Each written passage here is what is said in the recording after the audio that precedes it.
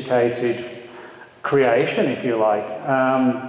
And of course, this brings us to another angle, the so-called alien hybrid angle.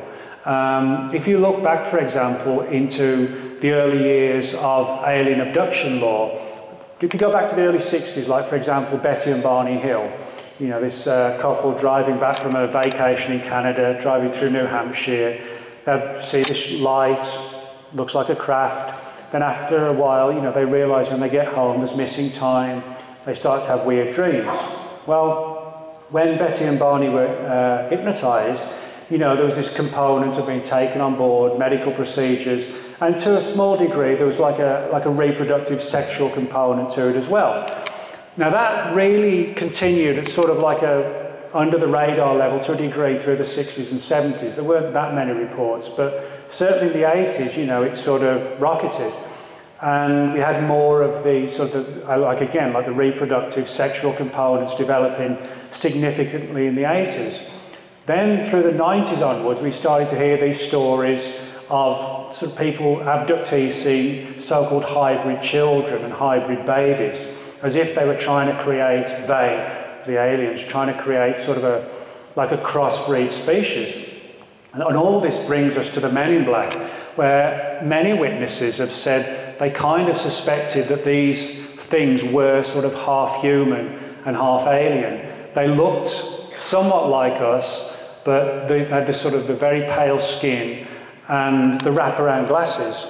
A number of witnesses have said that if the Men in Black have sort of sat close enough and they've looked closely at the glasses, they could see the eyes are much bigger than normal, which possibly, you know, pushes things down the hybrid pathway. And I mean, this is something that, like, for example, Dr. David Jacobs has talked about, the idea of some sort of alien race literally trying to infiltrate us. And by the term infiltrate, Dr. Jacobs does mean from like a sinister perspective, like a takeover perspective. And you can, you know, place the Men in Black in that category. They look odd, they wear the pull-down hats, they wear the glasses, they do it, and the collars are up sometimes on the coast. They're doing everything they can to prevent people from getting a good look at their faces. Like with the black-eyed children, they knock on the door, they've got their hoodies up, and they're looking down like that when they're talking to people. So, you know, are we dealing with an infiltration? I don't know, but I think it's sort of a case of all bets are off. You know, it could go in multiple directions. And I actually don't think, as I said at the beginning, that there could just be one answer to all this. I think we could be looking at multiple different types of MIB.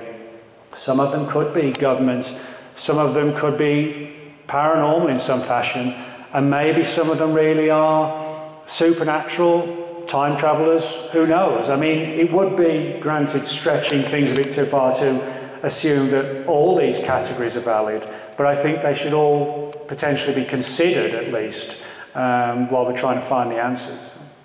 I was wondering